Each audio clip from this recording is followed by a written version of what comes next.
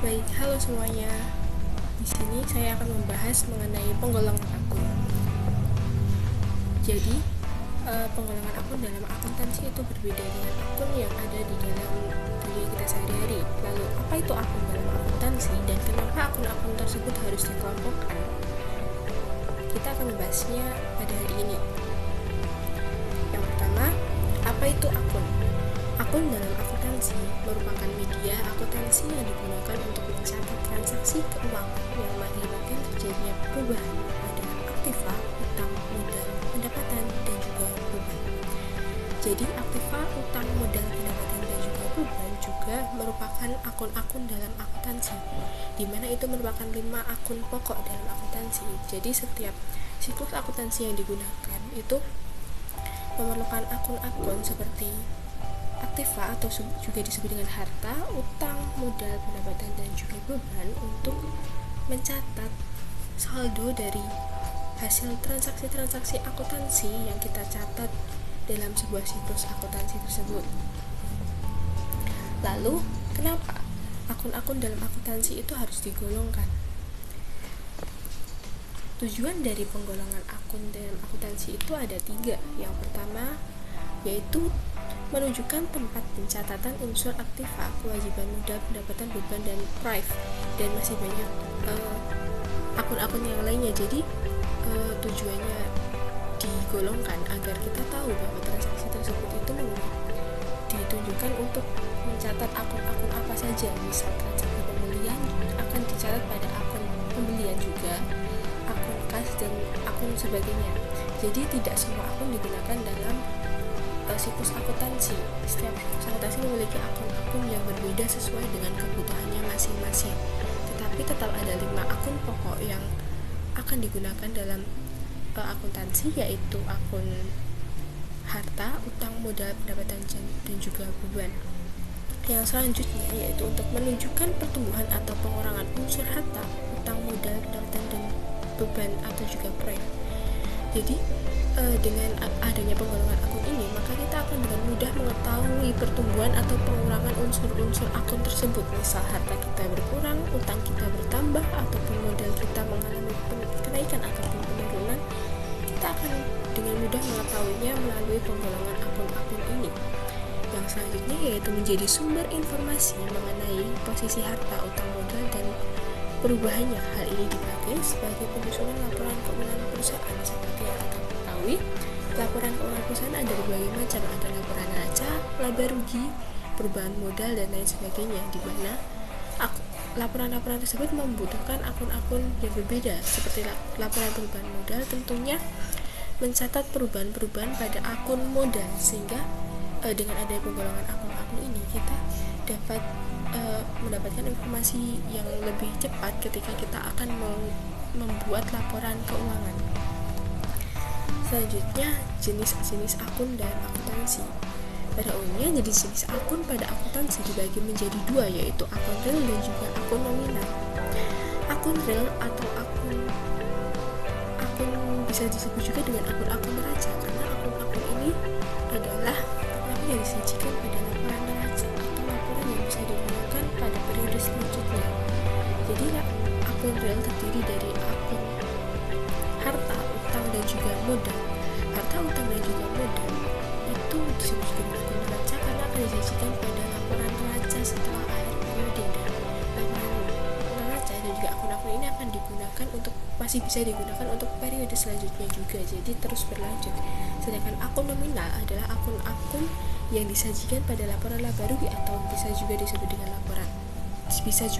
dengan akun-akun laba rugi, di mana akun tersebut adalah akun yang mempengaruhi laba atau rugi perusahaan, dan akun-akun tersebut akan ditutup pada akhir periode, dan sehingga pada awal periode selanjutnya akun-akun tersebut harus bersaldo 0. Yang selanjutnya yaitu unsur-unsur akun. Seperti yang saya sampaikan di awal tadi, bahwa pada umumnya akun-akun pokok dalam akuntansi itu ada 5. Yang pertama yaitu aset atau disebut juga dengan harta. Apa itu aset? Aset atau harta adalah kekayaan yang dimiliki oleh suatu perusahaan. Jadi setiap perusahaan yang berdiri pastinya memiliki harta atau aset yang digunakan untuk mengembangkan perusahaan tersebut. Aset di sini bisa terdiri dari kas di bank, kas kecil, dan surat berharga yang lainnya. Ada aset tetap dan juga aset lancar, di mana aset tetap itu bisa dimiliki perusahaan seperti gedung dan hal-hal lain yang memiliki jangka waktu lebih dari 1 tahun. Yang selanjutnya yaitu liability atau bisa disebut dengan kewajiban. Kewajiban atau liability adalah keharusan ekonomi yang dimiliki perusahaan di masa mendatang. Kita sering menyebutnya dengan utang, di mana kita memiliki keharusan untuk membayar utang tersebut pada periode akuntansi. Yang selanjutnya yaitu equity atau modal. Modal adalah sumber kekayaan perusahaan. Modal di sini bisa bersumber dari modal pemilik ataupun modal pemilik antara pemilik dan juga persekutuan, karena tergantung pada bentuk perusahaan yang digunakan. Yang selanjutnya ada income atau pendapatan. Tujuan utama dari perusahaan membentuk suatu usaha tentunya adalah untuk mendapatkan pendapatan. Jadi pendapatan merupakan salah satu unsur penting dari akun dalam akuntansi. Pendapatan atau income adalah hasil dari kegiatan usaha perusahaan, seperti pada jasa itu pendapatan jasa, dan pada dagang itu bisa dari penjualan dan lain-lain. Selanjutnya yang terakhir, unsur-unsur akun dalam akuntansi yaitu expense atau juga disebut dengan beban, yaitu pengorbanan selama melaksanakan kegiatan usaha. Tentunya dalam melaksanakan kegiatan usaha kita pasti memerlukan pengorbanan untuk membayar biaya karyawan, membayar biaya listrik dan lain-lain, sehingga itu semua disebut dengan beban dan dimasukkan dalam golongan akun beban. Yang selanjutnya kita bahas satu persatu tentang akun-akun tersebut. Yang pertama yaitu aset atau harta dibagi menjadi 3, yaitu ada aktiva lancar, aktiva tetap, dan aktiva tidak berwujud.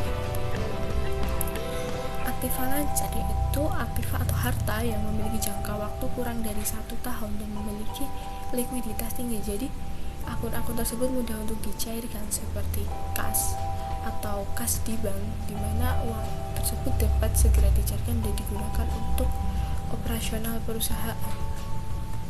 Lalu yang selanjutnya ada aktiva tetap. Aktiva tetap adalah aktiva yang memiliki jangka waktu lebih dari 1 tahun, seperti bangunan, mesin, dan lain-lain, di mana aset-aset tersebut merupakan aset milik perusahaan yang dapat digunakan kembali selama periode-periode selanjutnya dalam akuntansi, tidak hanya dalam 1 tahun itu.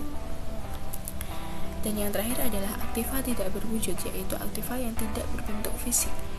Sebuah perusahaan ataupun perusahaan yang besar tentunya terkadang memiliki aktiva tidak berwujud ini sangat mempengaruhi perusahaan karena memiliki nilai jual yang tinggi juga. Seperti contoh brand atau merek dagang yang ada yang seperti hak cipta dan lain-lain.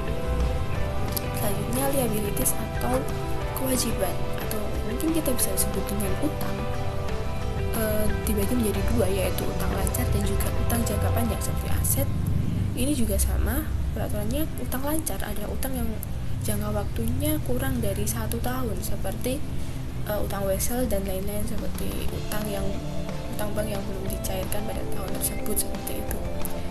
Pembayaran yang belum dibayarkan pada tahun tersebut itu bisa disebut dengan utang lancar. Jadi utang lancar ini kita dapat cairkan dalam waktu 1 tahun tersebut.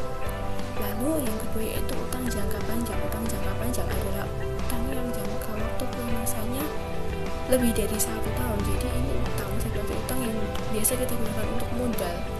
Kan utang untuk modal itu kita gunakan untuk bertahun-tahun atau periode-periode selanjutnya sehingga lebih dari 1 tahun. Dan selanjutnya adalah equity atau modal. Modal merupakan selisih antara harta dan kewajiban. Modal menjadi sumber kekayaan, di samping dari pinjaman juga berasal dari pemilik. Jadi modal tidak harus dari pemilik perusahaan tersebut, tapi juga bisa dari pinjaman bank dan lain-lain sebagainya. Yang selanjutnya yaitu income atau pendapatan. Pendapatan sendiri terbagi menjadi 2, yaitu pendapatan usaha dan pendapatan dari luar usaha. Pendapatan usaha tentunya dari hasil usaha, dan pendapatan dari luar usaha biasanya dari hal-hal yang mungkin kita bisa olah untuk mendapatkan pendapatan, seperti aset-aset kita, gedung, dan lain-lain bisa kita sewakan untuk mendapatkan pendapatan. Itu bisa menjadi pendapatan di luar usaha.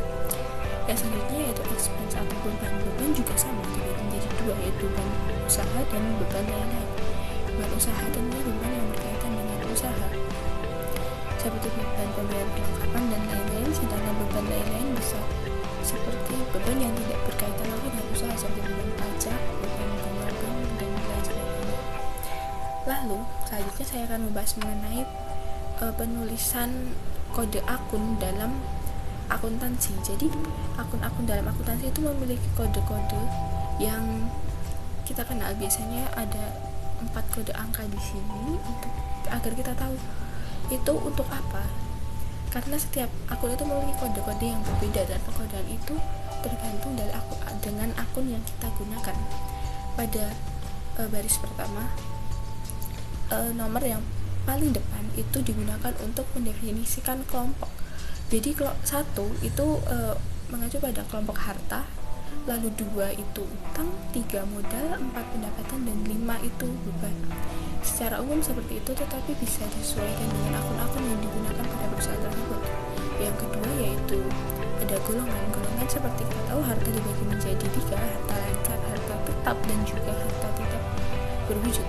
Di situ maka 1 digunakan untuk harta lancar, 2 digunakan harta tetap, dan 3 digunakan untuk harta tidak berwujud. Seperti itu. Lalu yang baris ketiga digunakan untuk subgolongan, seperti kas. Kita tahu kas ada beberapa jenis, seperti kas di bank, kas kecil, dan kas lain-lain. Kas di bank, kas kecil, dan juga kas biasa itu ini bisa digunakan untuk mendefinisikan golongan-golongan tersebut, dan angka terakhir itu sebagai nama akunnya yaitu kas.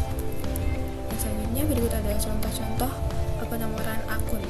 Yang kita tahu akun real, akun neraca itu memiliki aset, kewajiban, dan beban dengan nomor akun 1, 2, dan 3, dan akun nominal dibagi menjadi 2 yaitu pendapatan dan beban dengan nomor akun 4 dan juga 5. Di sini akun aset lancar maka 1 kas 111, karena kas 1 kas di bank berarti 112, untuk berita usaha 113, dan selanjutnya. Mungkin itu saja yang dapat saya sampaikan. Kurang dan lebihnya mohon dimaafkan. Semoga dapat membantu kita dalam